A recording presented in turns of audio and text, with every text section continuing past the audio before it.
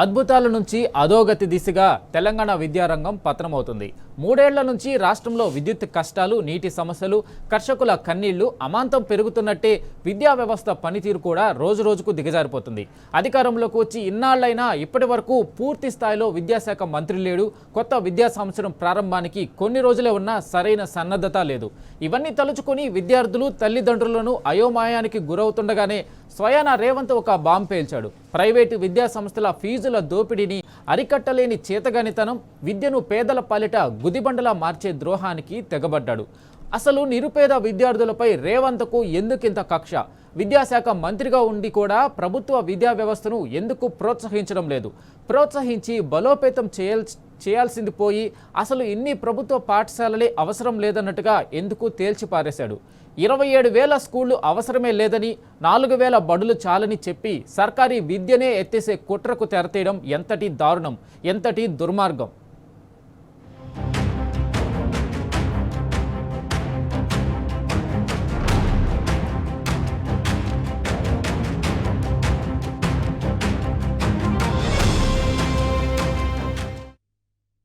తెలంగాణ రాష్ట్రంలో మరో దారుణానికి ఒడిగట్టాడు రేవంత్. నిరుపేదలకు నాణ్యమైన విద్యను దూరం చేయాలనే కుట్రకు తెరలేపాడు. కేసీఆర్ పాలనలో ఓ వెలిగిన పాఠశాలలు, గురుకులాలు కర్కశ కాంగ్రెస్ కాలంలో కళతప్పే నిర్ణయాలు తీసుకుంటున్నాడు. కార్పొరేట్ విద్యా సంస్థల్లో యథేచ్ఛగా పెరుగుతున్న ఫీజుల నియంత్రణకు చర్యలు తీసుకోలేని అసమర్థతను పేదలపై చూపిస్తున్నాడు. 4,000 ప్రభుత్వ బడులను మూసివేసే దిశగా చర్యలు మొదలుపెట్టాడు. విద్యాశాఖకు మంత్రిగా కూడా ఉన్న రేవంత్ విద్యా వ్యవస్థను పూర్తి సంక్షోభంలోకి నెట్టేస్తున్నాడు. పేదలను విద్యకు దూరం చేయాలన్న లక్ష్యంతో పనిచేస్తూ ప్రభుత్వ పాఠశాలలపై తనకున్న దురుద్దేశాన్ని మరోసారి బయటపెట్టుకున్నాడు.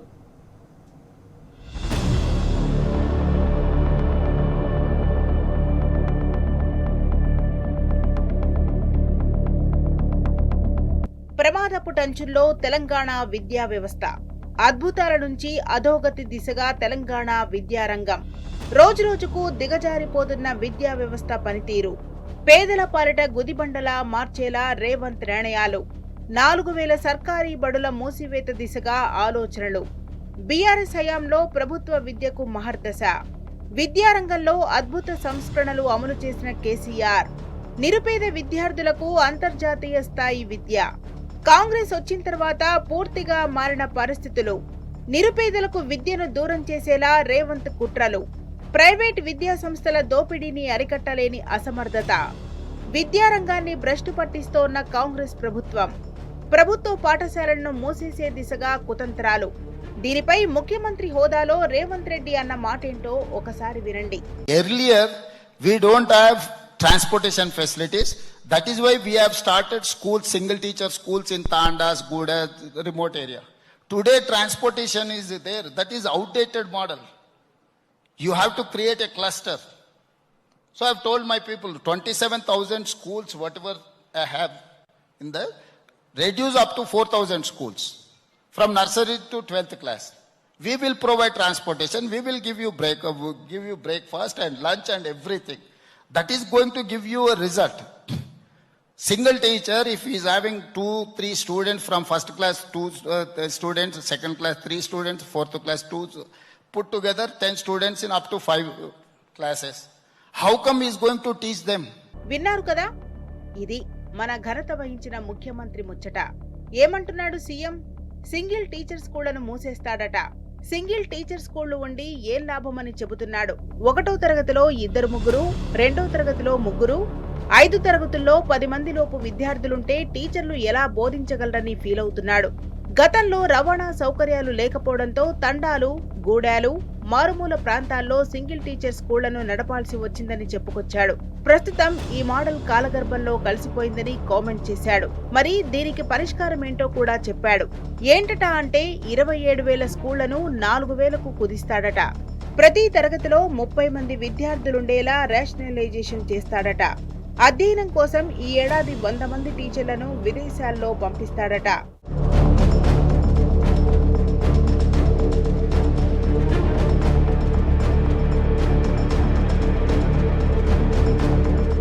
విదేశాల్లో అధ్యయనం కోసం అన్న మాట వరకు ఓకే, కానీ 27,000 సర్కారీ బళ్లను 4,000కు కుదించడమేంటి?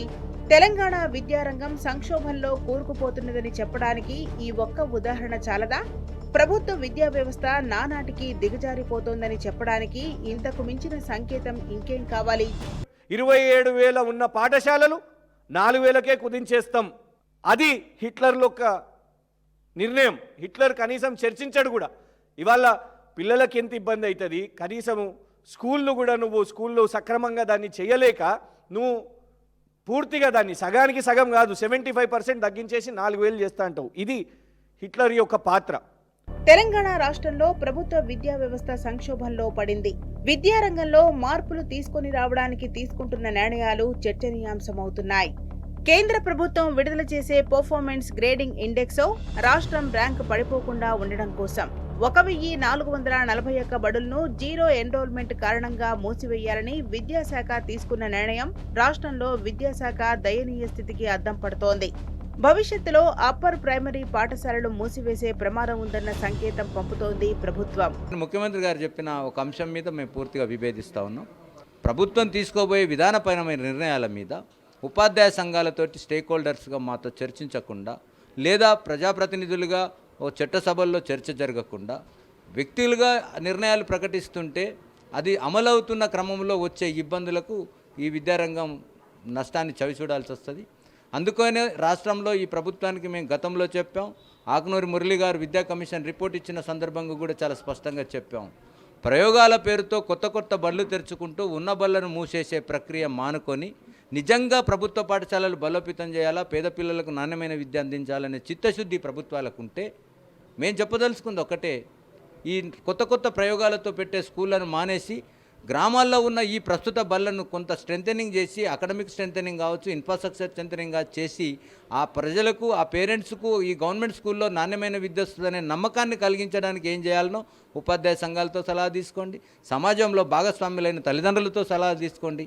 కానీ స్వచ్ఛంద సంస్థలు ఇచ్చే సలహాలు లేదా విద్యావేత్తలం అనుకొని సెల్ఫ్గా డిక్లేర్ చేసుకున్న విద్యావేత్తలు ఇచ్చే సలహాలను పాటిస్తూ పాఠశాల సంఖ్యలను కుదిస్తామంటే ఇది పేద ప్రజలకు, ముఖ్యంగా అణగారిన వర్గాలకు విద్యను దూరం చేసే చర్య తప్ప ఇది విద్యారంగానికి మేలు చేసే చర్య కాదని మీ ద్వారా ఈ రాష్ట్ర ప్రభుత్వానికి విజ్ఞప్తి చేస్తూ, అంటే ఇటు 2,000 జీరో ఎన్రోల్మెంట్ బడులు, అటు అప్పర్ ప్రైమరీ పాఠశాలలు మొత్తం కలిపి 4,000కు పైగా ప్రభుత్వ పాఠశాలలు శాశ్వతంగా కనుమరుగయ్యే పరిస్థితి కనిపిస్తోంది.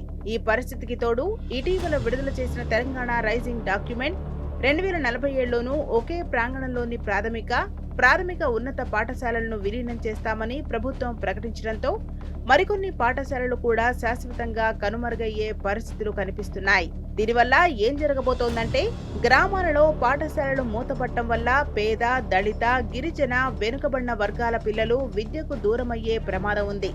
దూరంగా ఉన్న పాఠశాలలకు వెళ్లాలంటే రవాణా ఖర్చులు భరించలేని తల్లిదండ్రులు పిల్లలను బడి మాన్పించే అవకాశం ఉంది. కిలోమీటర్ల దూరం నడిచి వెళ్లి చదువుకోవడం చిన్నపిల్లలకు భారంగా మారుతోంది. ముఖ్యంగా ఆడపిల్లల విద్యపైన తీవ్ర ప్రభావం చూపుతుంది. ఇది మధ్యలో చదువు మానేసే వారి సంఖ్యను పెంచుతుంది. ఇది బాలకార్మిక వ్యవస్థకు లేదా బాల్య వివాహాలకు దారితీస్తుందనడంలో ఎంత మాత్రం సందేహం లేదు. ఒక పేద విద్యార్థి చదవాలి అంటే మనకు స్కూల్స్ ఉండాలి, ప్రాపర్ స్కూల్ ఉండాలి. ప్రతి గ్రామంలో, ప్రతి రాష్ట్రంలో, ప్రతి డివిజన్లో, ప్రతి నియోజకవర్గంలో స్కూల్స్ అనేది ఖచ్చితంగా ఉండాలి, అవైలబిలిటీ ఉండాలి. ప్రతి ఉంటేనే అప్పుడు పేద పిల్లలు చదువుకోవడానికి ఉంటుంది. అలాంటి స్కూళ్ళని తీసుకుని కుదించేసేసి కొన్ని స్కూళ్ళనే పెట్టేసేసి చదవాలంటే చాలామందికి పేదలకు అది విద్య అనేది దూరం అయ్యే అవకాశం ఉంది. కాబట్టి ఖచ్చితంగా దీన్ని ఇమీడియట్గా రేవంత్ రెడ్డి గారు ఈ మాటను వెనక్కి తీసుకోవాలి. స్కూల్స్ అనేది పెంచే విధంగా ఉండాలి. రాష్ట్రంలో ఇంకొన్ని స్కూళ్ళు పెంచాలి, సౌకర్యాలను పెంచాలి, పిల్లలకు అంటే వాళ్ళకు ఎంకరేజ్మెంట్ చేయాలి, స్కూల్కి వచ్చే విధంగా ఎంకరేజ్ చేయాలి. కానీ మీరు ఇలాంటి మాటలు అంటే ప్రతిరోజు ఇలాంటి మాటలు మాట్లాడి చాలా పేదలను అయితే అవమానిస్తున్నట్టు అనిపిస్తుంది.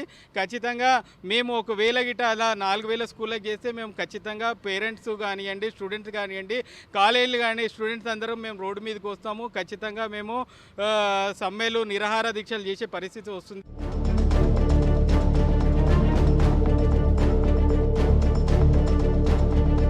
మరి ఇలాంటి పరిస్థితుల్లో ప్రభుత్వం ఏం చేయాలి? పాఠశాలలను మూసివేయడం కంటే వాటిని పునరుద్ధరించే దిశగా ఆలోచన చేయాలి కదా. ప్రైవేటు పాఠశాలలకు ధీటుగా ప్రభుత్వ పాఠశాలలను బలోపేతం చేయాలి కదా. కానీ రేవంత్ సర్కార్కు ఇవేమీ చేతకావడం లేదు. సంస్కరణల అమలును అటకెక్కించి పాఠశాలలనే మూసేస్తానని ప్రభుత్వాధినేతే చెప్పడంతో తెలంగాణ సమాజం నివ్వెరపోతుంది. ర్యాంకింగ్ కోసం పాఠశాలలను మూసివేసి పేద పిల్లలకు విద్యను దూరం చేయడం 100% దుర్మార్గమే. పాఠశాలలను మూసివేయడం సమస్యకు ముగింపా? ప్రభుత్వ పాఠశాలలను బలోపేతం చేయడంలో వైఫల్యానికి అంగీకారం కాదా మిస్టర్ రేవంత్?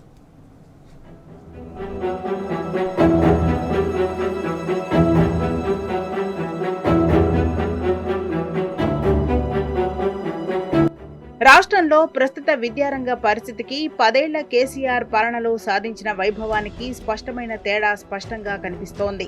2014లో అధికారంలోకి వచ్చిన వెంటనే కేసీఆర్ నిరుపేద విద్యార్థులందరికీ అంతర్జాతీయ స్థాయి విద్యను అందించారు. వందలాదిగా గురుకులాలను ఏర్పాటు చేసి తెలంగాణ విద్యారంగాన్ని సమున్నత స్థానానికి తీసుకెళ్లారు. సీనియర్లను విద్యాశాఖకు మంత్రులుగా నియమించి సమర్థులైన అధికారులకు బాధ్యతలు అప్పగించి పటిష్ట ప్రణాళికతో ముందుకు వెళ్లారు. కానీ రేవంత్ అధికారంలోకి వచ్చిన తర్వాత ఏం చేస్తున్నాడు? విద్యారంగాన్ని భ్రష్టు పట్టిస్తున్నాడు. 2023 ఎన్నికల ప్రచారంలో మెగా డిఎస్సి అంటూ, మండలానికో ఇంటర్నేషనల్ స్కూల్ అంటూ ఆఖరికి ఇచ్చిన మాట నిలబెట్టుకోవాల్సింది పోయి ఉన్న ప్రభుత్వ బడులను మూసేసే కుట్రలు చేస్తున్నాడు. విద్యా వ్యవస్థకు రేవంత్ ఇస్తున్న ప్రాధాన్యత ఏ పాటిదో ఇక్కడే అర్థమవుతోంది. తెలంగాణ రాష్ట్రంలో కాంగ్రెస్ పార్టీ ప్రభుత్వం అధికారంలోకి వస్తే ఒక్క ప్రభుత్వ పాఠశాల కూడా మూసివేయం, ప్రభుత్వ పాఠశాలలో విద్యారంగ అభివృద్ధికి 15% నిధులు కేటాయిస్తామని చెప్పినటువంటి రేవంత్ రెడ్డి గారు నేడు తెలంగాణ రాష్ట్రంలో ఉన్నటువంటి 27,000 ప్రభుత్వ పాఠశాలను 4,000కే కుదిస్తామని చెప్పి ప్రకటించడం అనేటువంటిది సరికాదు. ఓ పక్క ప్రభుత్వ పాఠశాలలో ఇలా అనేక మౌలిక సదుపాయాలు లేక విద్యార్థులు కొట్టుమిట్టాల నేపథ్యంలో ఇలా గురుకులాలు, మోడల్ స్కూల్ లాంటి పాఠశాలలకు అడ్మిషన్ లేక ఇలా ప్రభుత్వ విద్యకు రాష్ట్రంలో కొంత ప్రాధాన్యత పెరుగుతున్న నేపథ్యంలో రేవంత్ రెడ్డి గారు ప్రభుత్వ పాఠశాలను కుదింపు చేసేటువంటి ప్రకటన ఇది పూర్తిగా సిగ్గుచేటు. రాష్ట్రంలో విద్యాశాఖ తన వద్ద పెట్టుకున్న రేవంత్ రెడ్డి గారు విద్యారంగ అభివృద్ధికి, అందులో ముఖ్యంగా ప్రైవేట్ పాఠశాలలు చేస్తున్న ఫీజుల దోపిడీని అరికట్టి ప్రభుత్వ పాఠశాలలో విద్యార్థులు చేరే విధంగా ఇలా ప్రభుత్వ పాఠశాలలో సౌకర్యాలు కల్పించి, ప్రభుత్వ పాఠశాలలో అన్ని రకాల సౌకర్యాలు కల్పిస్తే ప్రభుత్వ పాఠశాలలో విద్యార్థులు ఎందుకు రాలనే విధంగా ప్రభుత్వం ముందుకు చర్యలు తీసుకోవాలి. కానీ ఇలా ప్రభుత్వ పాఠశాలను కుదిస్తామంటే ఓ రకంగా రాష్ట్రంలో ప్రైవేట్ విద్యను ప్రోత్సహించే విధంగా రేవంత్ రెడ్డి గారు ప్రకటన ఉంది. కాబట్టి ఆ ప్రకటనను రేవంత్ రెడ్డి గారు వెనక్కి తీసుకోవాలని ఏఐఎస్ఎఫ్ డిమాండ్ చేస్తా ఉన్నాం. కొత్త విద్యా సంవత్సరం మరికొన్ని రోజుల్లో ప్రారంభం కాబోతోంది. ప్రైవేట్ స్కూళ్లు, కాలేజీల్లో అడ్మిషన్లు ఇప్పటికే ప్రారంభమయ్యాయి. యాజమాన్యాలు లక్షల్లో ఫీజులు వసూలు చేస్తున్నాయి. అయినా ప్రభుత్వానికి పట్టింపు లేదు. ఇప్పటి వరకు ఫీజుల నియంత్రణ మాటే లేదు. ఫలితంగా మధ్యతరగతి ప్రజలపై అంతులేని భారం పడుతోంది. మరోవైపు సర్కారీ బడుల విద్యార్థులకు ఉచిత పుస్తకాలు, యూనిఫామ్ల పంపిణీ అయితే ఇప్పటి వరకు అతీగతి లేదు. ఎంతమందికి అవి అందాయన్న వివరాలు ప్రభుత్వ అధికారుల దగ్గరే లేకపోవడం విడ్డూరం. పరిస్థితి ఇలాగే కొనసాగితే ప్రభుత్వ పాఠశాలల్లో ఈ ఏడాది ఎన్రోల్మెంట్ కూడా తగ్గే ప్రమాదముందని విద్యారంగ నిపుణులు హెచ్చరిస్తున్నారు. అదే సమయంలో ప్రభుత్వ పాఠశాలల మూసివేత అంటూ రేవంత్ ప్రకటించడంతో నిరుపేద విద్యార్థుల తల్లిదండ్రులు తీవ్ర మనోవేదనకు గురవుతున్నారు. ఒకప్పుడు అందరికీ అందుబాటులో పాఠశాలలు ఉండాలని చెప్పేసి బజార్కో బడి పెట్టారు గ్రామాలలో.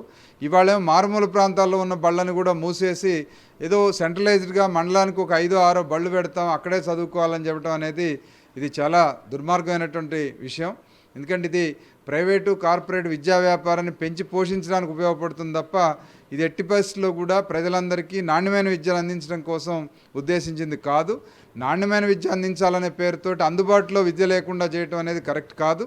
అందుబాటులో ఉండాలా, నాణ్యమైన విద్య అందించాలంటే ఇప్పుడున్నటువంటి ప్రభుత్వ పాఠశాలన్నింటినీ కూడా పాఠశాల వారీగా రివ్యూ చేసి ఆ గ్రామంలో బడియుడు పిల్లలు ఉన్నారా లేరా, ఉంటే ఆ బడికి ఎందుకు రావట్లేదు, ఆ బడికి ఉన్న సమస్యలు ఏంటో ఆ గ్రామ ప్రజలతో చర్చించి ఆ పాఠశాలని బాగు చేయడానికి అవకాశం ఉందా లేదా పరిశీలించాలా. నిజంగానే ఆ గ్రామ ప్రజలు ఆ బడి వద్దనుకుంటే మూసేస్తే అభ్యంతరం లేదు. కానీ ఈరోజు బడి వేరే అవకాశం లేక మారుమూల తండాల్లోనో లేకపోతే గుట్టల్లోనో అడవుల్లోనో ఉన్నటువంటి గిరిజన గ్రామాల్లో ఉన్నటువంటి పాఠశాలను కూడా 10 మంది పిల్లలే ఉంటారు అక్కడ. కానీ అక్కడ బడి అవసరం ఉంది. అట్లాంటి బడిని కూడా మూసేస్తామంటే కరెక్ట్ కాదు. విద్యాశాఖ మంత్రి నీ వద్ద పెట్టుకొని ఈ రాష్ట్రంలో ఉన్నటువంటి ప్రభుత్వ విద్యారంగాన్ని బలోపేతం చేస్తామని చెప్పకుండా, ప్రభుత్వ విద్యారంగానికి అధిక నిధులు కేటాయిస్తాం, రాష్ట్రంలో ఉన్నటువంటి బడుగు బలహీన వర్గాల విద్యార్థులకు నాణ్యమైన విద్య అందిస్తామని చెప్పకుండా మీరు మాట్లాడిన మాటలు ఈరోజు పరోక్షకంగా ఈరోజు ప్రైవేట్ కార్పొరేట్ విద్యా సంస్థలకు మద్దతు ఇచ్చే విధంగా మీ మాటలు ఉన్నాయి. మీరు ఎన్నికల్లో అధికారం రాకముందుకు ఎన్నికల మేనిఫెస్టోలో పెట్టిరు మేము అధికారంలోకి వస్తే తెలంగాణ రాష్ట్రంలో ఉన్నటువంటి ప్రభుత్వ విద్యారంగాన్ని బలోపేతం చేస్తాం. రాష్ట్రంలో ఉన్నటువంటి బడుగు బలహీన వర్గం విద్యార్థులకు నాణ్యమైన విద్య అందిస్తాం.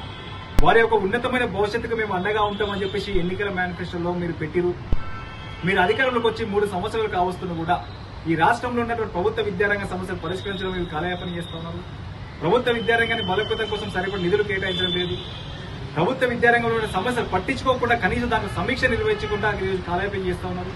అంటే దీన్ని బట్టి మీరు ప్రైవేట్ కార్పొరేట్ విద్యా సంస్థలు లక్షల రూపాయలు వసూలు చేస్తున్నా కూడా ప్రభుత్వ నిబంధనలు పాటించకుండా మీరే స్వయంగా మద్దతు ఇచ్చే విధంగా మీరు వ్యవహరిస్తారు. కాబట్టి మీ యొక్క వ్యవహారాన్ని వెంటనే మార్చుకోవాలని చెప్పేసి ఆల్ ఇండియా స్టూడెంట్స్ ఫెడరేషన్ గా రేవంత్ రెడ్డి గారిని హెచ్చరిస్తా ఉన్నాం. మీరు ఏదైతే మాటలు వెనక్కి తీసుకుని ఈ రాష్ట్రంలో ఉన్నటువంటి ప్రభుత్వ విద్యారంగాన్ని కాపాల్సిన బాధ్యత మీ పైంది. లేని ఏదైనా ఆల్ ఇండియా స్టూడెంట్స్ ఫెడరేషన్ ఆధ్వర్యంలో రానున్న కాలంలో పెద్ద ఎత్తున ఈ ప్రభుత్వానికి వ్యతిరేకంగా పోరాటాలు కొనసాగిస్తామని చెప్పేసి ఈ సందర్భంగా హెచ్చరిస్తా ఉన్నాం.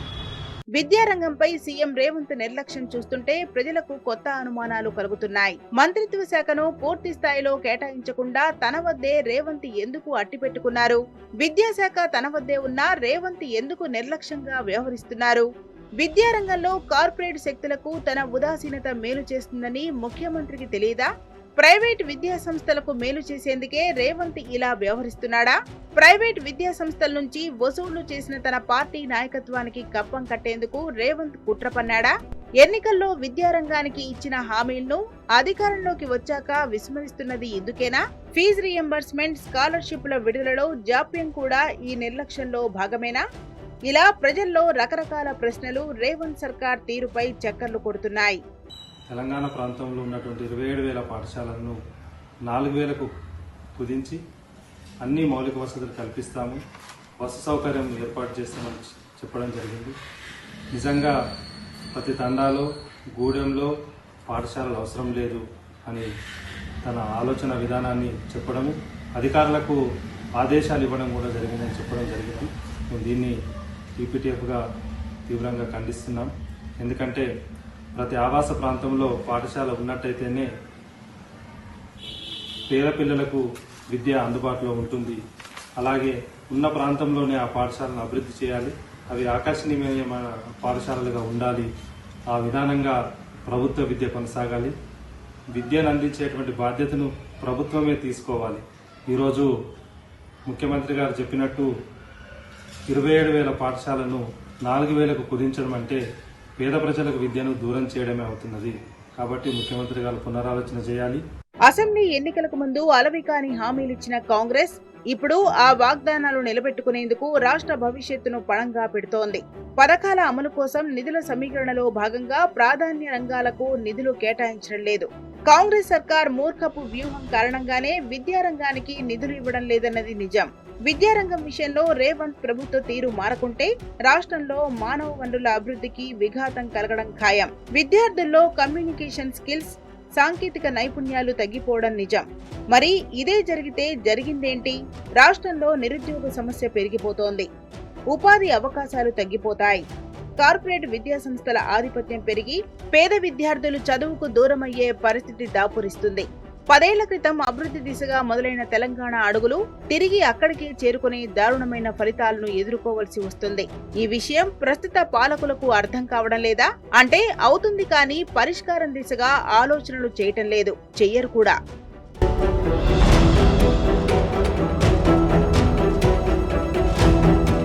విద్యతోనే వికాసం సాధ్యమని నమ్మిన నాయకుడు కేసీఆర్ ఆ దిశగానే తన కార్యాచరణ అమలు చేశారు. 10 ఏళ్లలో ఏ రాష్ట్రం అందుకోలేని ఉన్నత ప్రమాణాలను విద్యారంగంలో నెలకొల్పారు. కేసీఆర్ పాలించిన కాలంలో రాష్ట్ర విద్యార్థులు కూడా భవిష్యత్తుపై ఎంతో భరోసాతో ఉండేవారు. కానీ రేవంత్ పాలనలో ఏమైంది? అంతా తల్లకిందులైంది. అద్భుతాలన్నీ కనుమరుగైపోయాయి. విద్యారంగంలో ప్రగతి పవనాలు తిరోగమిస్తున్నాయి. విద్యాశాఖకు మంత్రిగా ఉన్న రేవంత్ రెడ్డికి ఈ సమస్య అర్థమవుతుందా? అసలు సమస్యలను పరిష్కరించే దిశగా ఆలోచించే తెలివి ఉందా ఈ మూర్ఖపు ముఖ్యమంత్రికి?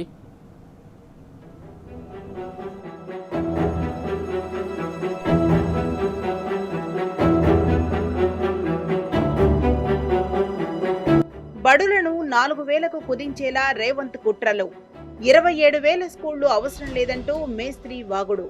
తండాకో గూడానికో స్కూల్ అవుట్డేటెడ్ విధానమంటూ బొంకులు. క్లస్టర్కు ఒక స్కూల్ ఉండాలన్నది పాలసీ అంటూ ప్రగల్భాలు.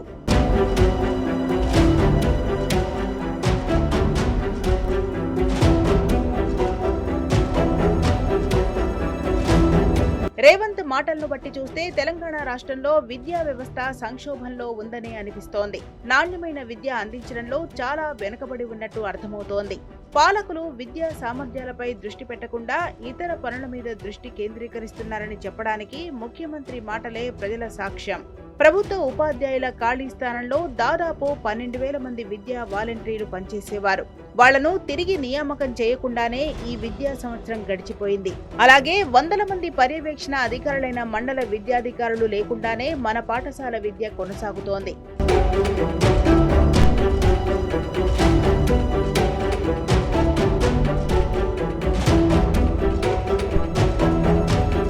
అధికారంలోకి వచ్చినప్పటి నుంచి ప్రభుత్వ విద్యను నిర్వీర్యం చేస్తున్నది రేవంత్ సర్కార్. ప్రభుత్వ ఉపాధ్యాయుల ఆత్మస్థైర్యాన్ని దెబ్బతీస్తూ కార్పొరేట్ స్కూళ్ల వ్యవస్థకు వంతపాడుతున్న సీఎం తాజాగా ప్రభుత్వ పాఠశాల విద్యనే ఎత్తేసే కుట్రకు తెరతీశాడు. ప్రభుత్వ టీచర్లకు జీతాలు ఎక్కువ ఉన్నాయని, అయినా ఆశించిన ఫలితాలు రావడం లేదంటూ గతంలో అక్కసు వెళ్లగక్కాడు.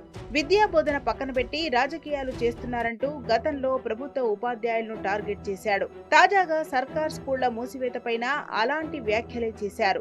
టీచర్లను తక్కువ చేసి మాట్లాడడం, ప్రభుత్వ పాఠశాలను కుదించాలనుకోవడం ద్వారా సర్కారీ విద్యా వ్యవస్థపై విషం కక్కేలా కుట్రను వెళ్లగక్కాడు. ఇవాళ గొప్ప గొప్ప వ్యక్తులందరూ కూడా ప్రభుత్వ పాఠశాలలో చదువుకొని ఇవాళ ఎంపీలు అయ్యారు, ఎమ్మెల్యేలు అయ్యారు, సైంటిస్టులు అయ్యారు, డాక్టర్లు అయ్యారు, ఇంజనీర్లు అయ్యారు, స్పేస్ సైంటిస్టులు కూడా అయ్యారు. ఇంత గొప్ప విద్యను అందించినటువంటి ప్రభుత్వ పాఠశాలలని మూసివేయడానికి కారణం ఏంది? మీరు ప్రైవేటు సంస్థలతోటి ఏమైనా లాలుచి పడినారా? ఈ గవర్నమెంట్ టీచర్లందరినీ పీఈటీలందరినీ తీసుకొని ఏం చేద్దాం అనుకుంటారు? ఇదంతా కూడా ఒక వ్యక్తి అనాలోచిత నిర్ణయాలు. అదే మీరు బీఆర్ఎస్ ప్రభుత్వంలో చూడండి, 1000 గురుకుల పాఠశాలలు కొత్తగా ఓపెన్ చేశారు. అందులో ఎవరు చదువుతున్నారండి? పేద బిడ్డలు, బీసీ బిడ్డలు, ఎస్సీ ఎస్టీ బిడ్డలు, మైనారిటీ బిడ్డలు చదువుతున్నారు. ఇవాళ వరకు విద్యకు దూరంగా ఉన్నటువంటి వాళ్ళకు సకల సౌకర్యాలతోటి ఒక్కొక్కరి మీద 1000 రూపాయలు ఖర్చు చేసి వాళ్ళకు విద్యను అందించడం జరుగుతుంది. మీరేం చేయాలనుకుంటారు? రాతి యుగానికి మధ్యయుగానికి తీసుకుపోతారా? ఈ ప్రభుత్వ పాఠశాలలు అన్నీ బంద్ చేస్తే ఈ డబ్బులు లేని వాళ్ళందరూ పోయి ఎక్కడ చదువుకుంటారు? మీ ఉద్దేశం ఏంటంటే ప్రైవేట్ స్కూళ్ళల్లో డబ్బులు కట్టని వాళ్ళందరూ చదువు బంద్ చేసి ఇంట్లో వండుకోవాలి, ఇంట్లో కూర్చోవాలి, లేదా రోడ్ల మీద తిరగాలి, చిత్తు కాగితాలు ఏరుకోవాలి. ఇదేనా మీ ఆలోచన? ఈ తెలంగాణ సమాజానికి అర్థం కావట్లేదు. రేవంత్ రెడ్డి గారు, మీరు తుగ్న నిర్ణయాలు బంద్ చేసుకోండి. తెలంగాణ సమాజం దీన్ని తీవ్రంగా వ్యతిరేకిస్తుంది. తెలంగాణ సమాజం తిరగబడుతుంది ఈ నిర్ణయం మీద. గూడాలు, తండాలు, మారుమూల ప్రాంతాల్లో పాఠశాల ఏర్పాటు అవుట్డేటెడ్ మోడల్ అంటూ ప్రగల్భాలు పలుకుతున్నాడు. ఒక క్లస్టర్ క్రియేట్ చేయాలని, 27,000 స్కూళ్లను 4,000కు తగ్గించాలని అధికారులకు ఆదేశాలు ఇచ్చినట్టు బిల్డప్ కొడుతున్నాడు. విద్యార్థులకు ట్రాన్స్పోర్ట్ సౌకర్యం కల్పిస్తామంటూనే 23,000 ప్రభుత్వ పాఠశాలలను కుదిస్తామని చెప్పుకురావడం ఘోరం. సీఎం వ్యాఖ్యలను గమనిస్తే తండాలు, గూడాల్లో ఉన్న స్కూళ్లను త్వరలో మూసివేయబోతున్నారని ఉపాధ్యాయ సంఘాలు అభిప్రాయపడుతున్నాయి. సర్కార్ బడులపై సీఎం వ్యాఖ్యల నేపథ్యంలో ఆందోళన వ్యక్తం చేస్తున్నాయి. రేవంత్ రెడ్డి గారు 27,000 ఉన్న స్కూల్స్ని, ప్రభుత్వ పాఠశాలలను ఇవి 4,000 వరకు చేస్తున్నాడు. ఎంతవరకు న్యాయం అని చెప్పి నేను అనుకుంటున్నా. ఊరికి ఒక పాఠశాల ఉంటుంది, ఒక బస్తీకి ఒక పాఠశాల ఉంటుంది. ఇప్పుడు ఆ బస్తీలల్లో కనీసం వాడు ప్రైవేటు స్కూల్ పోవాలంటే ఆయన దగ్గర పైసలు ఉన్నాయి. రేవంత్ రెడ్డి వచ్చి ప్రైవేటు స్కూళ్ళతో కుమ్మక్కయ్యి ఈ మన గవర్నమెంట్ పాఠశాలలు తీసేసి ఈ ప్రైవేట్ పాఠశాలలకు ఆయన ఎక్కువగా దానికి మొగ్గు చూపుతున్నాడు. ఎందుకంటే దాని మీద కమిషన్లు వస్తాయి, దీని మీద ఏం రాదు.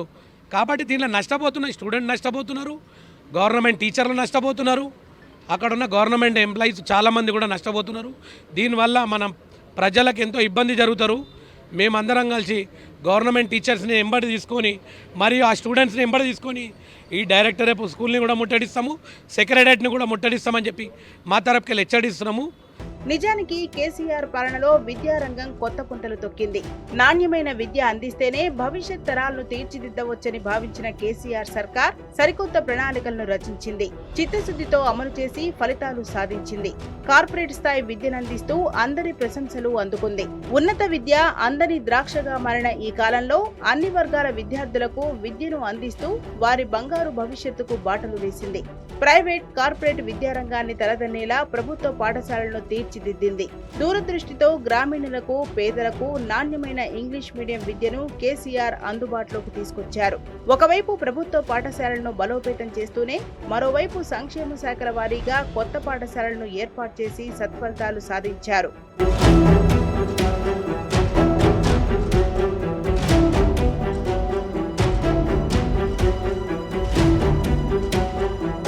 తెలంగాణ ఏర్పాటు కాకముందు రాష్ట్రంలో ఎస్సీ, ఎస్టీ, బీసీ, మైనార్టీలకు కలిపి 298 రెసిడెన్షియల్ స్కూళ్లు మాత్రమే ఉండేవి. స్వరాష్ట్రం సిద్ధించాక కొత్తగా రెసిడెన్షియల్ స్కూళ్లను భారీగా ఏర్పాటు చేయడంతో పాటు డిగ్రీ కాలేజీల సంఖ్యను కూడా పెంచింది. రాష్ట్రంలో మొత్తం 973 గురుకుల పాఠశాలలో 5 లక్షల మందికి పైగా విద్యార్థులకు అంతర్జాతీయ ప్రమాణాలతో విద్యా బోధన జరిగింది.